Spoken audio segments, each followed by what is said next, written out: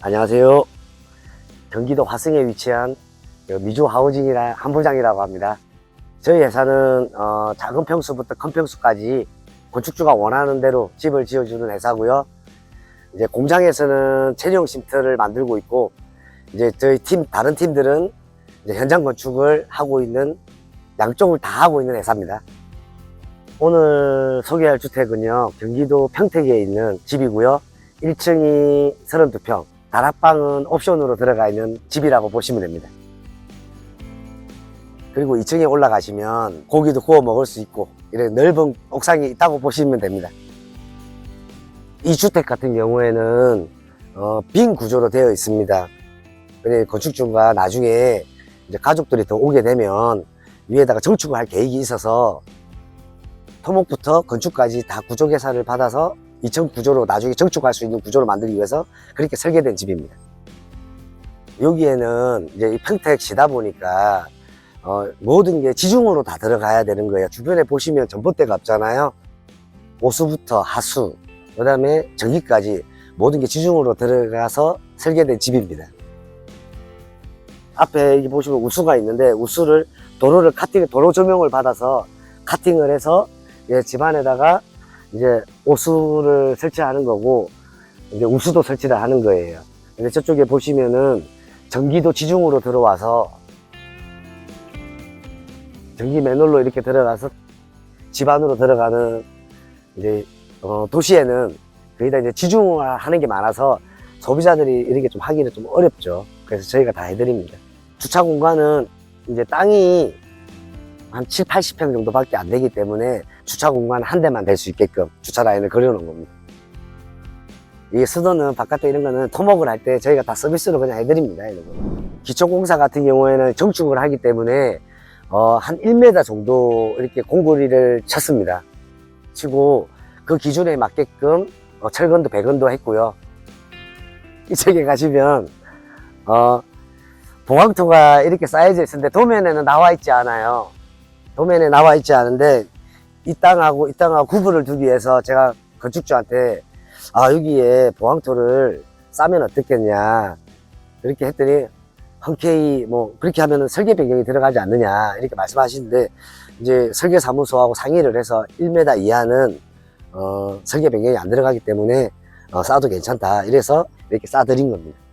이쪽 땅하고 확인이 이제 구분이 되죠. 딱 보시면 아시잖아요. 외장재는 세라믹 사이딩으로 다 있고요. 이게 밑에 보시면 하단부 같은 경우에는 약간 어두운 색, 위에는 좀 밝은 색으로 했는데, 어두운 색으로 하는 이유는 비가 오거나 이러면 지저분해지기 때문에 고객분이 자꾸 청소를 해야 되니까 약간 어두운 색으로 했고요. 세라믹 종류가 워낙 많기 때문에 이제 건축주가 샘플을 보시고 선택을 해주시면 됩니다. 이건 벽 단열은 이제 100% 다 우레탄 폼을 쓰고 있습니다. 우레탄 폼 중분연을 쓰고 있고요.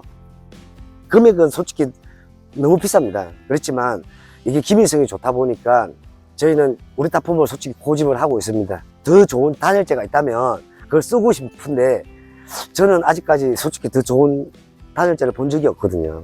그래서 우레탄 폼을 쓰고 있습니다. 지붕 같은 경우에는 리얼 징크로 했고요. 260T 징크를 하게 되면 단열 기준이 나와요. 그런데 저희 회사 같은 경우에는 지붕에도 서비스로 우레탄 폼을 한 20cm, 50cm 정도는 저희가 서비스로 쳐주고 있습니다. 현관으로 한번 들어가 보실까요? 현관으로 들어오시면 이쪽으로는 팬트리가 있고요. 이쪽으로는 계단을 이용해서 청소용품을 넣을 수 있는 공간을 만들어 놨습니다. 팬트리 공간으로 한번 가보실까요?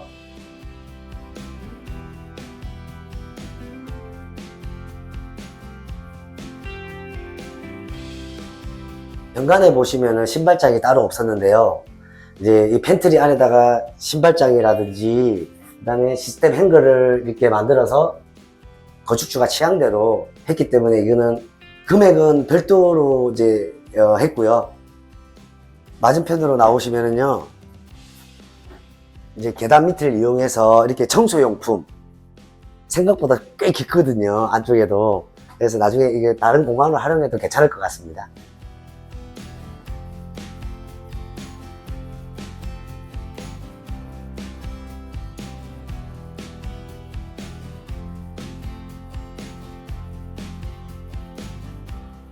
이 집의 구조는요, 거실, 주방, 그리고 안방이 있고, 안방 안에 화장실, 그 다음에 드레스룸이 따로 배치되어 있고요.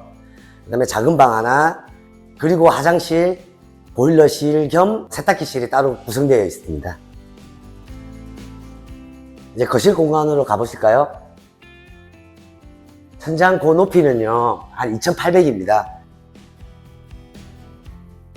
우물 천장으로 했고요. 우물 천장 주위에 보면은 간접등으로 뺑 둘러서 포인트를 줬습니다.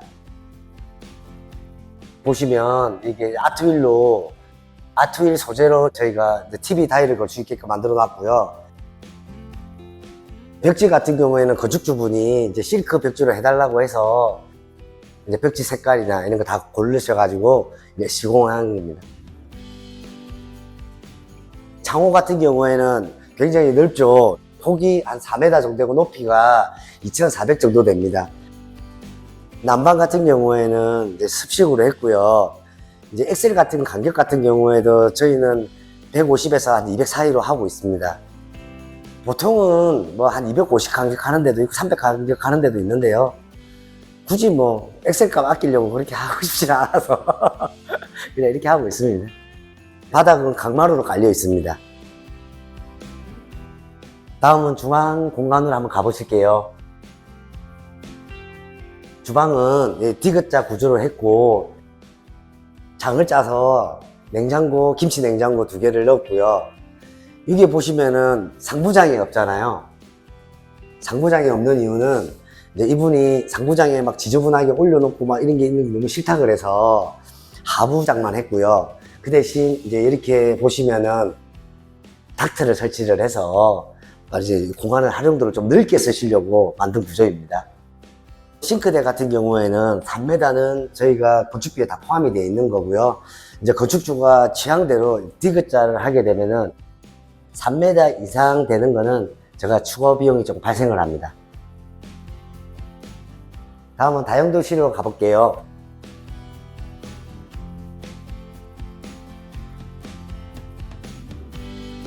여기는 다용도실 겸 보일러실인데요. 이제 건축주분께서 이제 집에서 가지고 온 것들 좀 여기 보관 창고로 좀 쓰고 있어서 좀 지저분합니다.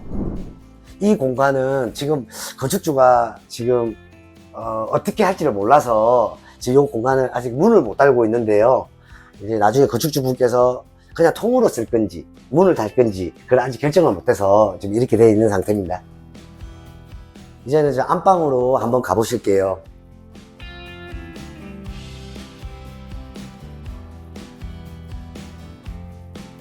안방은 한 5.5평 정도 됩니다. 붙박이장이 있고, 그 다음에 시스템 에어컨이 있는데, 이거는 이제 건축주 취향에 맞게끔, 별도 금액으로 지금 저희가 소개만 시켜드린 거거든요. 아무래도 건축주가 직접 하는 것보다 저희가 이제 맨날 거래를 하는 회사이기 때문에 확연히 많이 금액을 줄어듭니다. 화장실로 한번 들어가 볼게요. 안방 화장실이 꽤 넓은데요. 심플하게 한 겁니다. 그냥 많은 걸 지저분하게 너지분하게 하기 싫어서 변기, 그 다음에 세면기, 그 다음에 샤워기 이렇게 해서 단촐하게 그냥 심플하게 이렇게 만든 거고요. 건축주가 파티션을 그저 원하지 않아서 파티션을 서비스대로 굳이 안 달았습니다. 드레스룸으로 한번 가볼게요.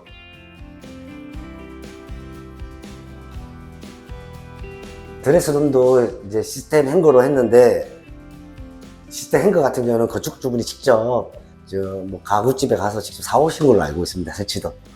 안방에 나와서 이제 작은 방으로 한번 가보실게요.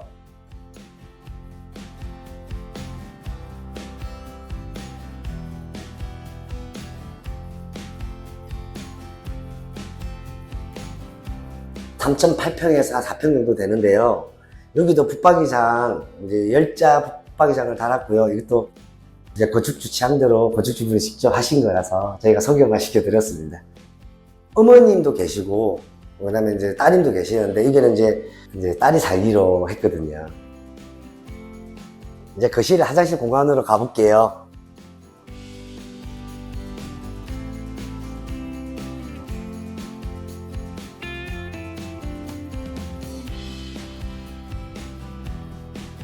여기는 욕조가 있습니다.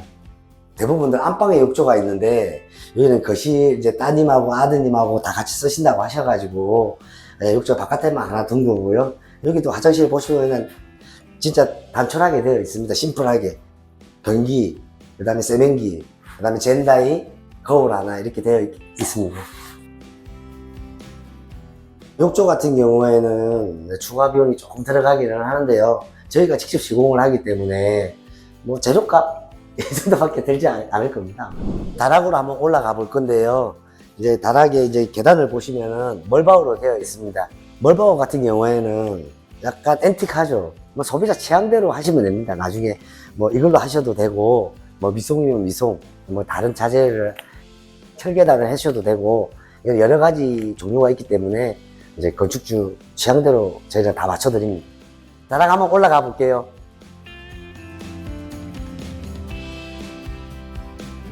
다락에 올라와 보시면은 양쪽에 방 2개가 있고요.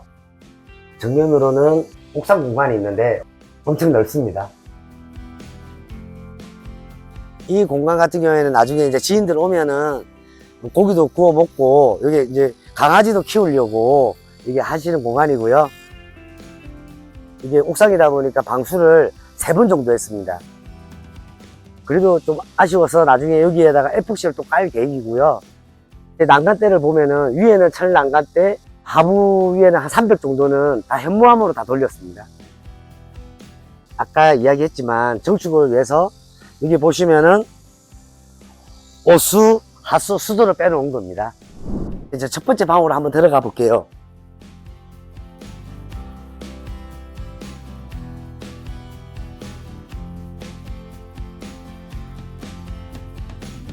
소비자분들께서 나중에 이렇게 썼는데 왜 높이가 낮냐라고 나중에 말씀하실 수 있을 것 같아서 이게 이제 건축법의 기준이 있습니다. 이제 높은 데는 이제 1800, 낮은 데는 이제 1m 정도 이렇게 기준이 있기 때문에 높이가 낮은 거고요. 난방 같은 경우에는 다락방이다 보니까 필름 난방으로 되어 있고요. 근데 평수 같은 경우에는 3평 정도 됩니다. 여기는 이제 보시면 붙박이장으로 해놨고요. 붙박이장 같은 경우에는 서비스는 아니고요.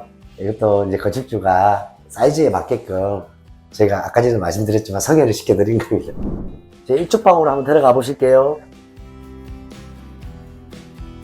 저기랑 똑같은 평수기는 한데요. 여기는 붙박이장이 없습니다. 이게 손님방이라 나중에 이제 손님들이 많이 오면 쓸 수 있는 공간으로 만들어 놓은 자리입니다. 경기도 평택에 위치한 이 주택을 보셨는데요. 건축 기간은 2~3개월 정도 걸렸고요. 이 주택 같은 경우에는 빈 구조로 들어갔기 때문에 평당 550을 받은 겁니다. 저희 예산은 원래는 경량 철골 목구조로 했을 때는 평당 450이고요. 다락방 같은 경우에는 기초 금액하고 똑같이 받을 수는 없기 때문에 평당 300으로 저희는 받고 있습니다. 부대 토목이나 기초공사 같은 경우에는 솔직히 정확한 견적을 낼 수는 없습니다. 도면이 나와봐야 견적을 낼 수 있는 거고요. 건축주들이 저한테 하는 질문이 다 포함가인가요? 이렇게 물어보시는데 이 포함가는 될 수가 없고요. 각 지역마다 다 이제 동결침이나 이런 기초나 다 틀리기 때문에 정확한 견적은 도면이 나와봐야 정확한 견적을 낼 수 있습니다. 저번에 유튜브에서도 말씀드렸지만 건축주가 행정절차 하기에는 시간이나 비용이나 많이 들어가기 때문에 복잡할 수도 있습니다. 그래서 제가 직접 주무관을 만나서 그 다음에 설계사무소 통해서 저희가 다 행정적인 절차부터 다 해드립니다. 작년 한 해에 고객님들 때문에 좀 행복했습니다. 저희 미주 하우징이 소비자들이 많이 전화를 주셔가지고 일을 참 많이 했는데 어떻게 하면 소비자들한테 좀 도움이 될까 많이 연구하고 고민 한번 해보겠습니다. 앞으로 더 많이 발전할 수 있는 미주 하우징이 될 수 있도록 최선을 다해 보겠습니다. 감사합니다.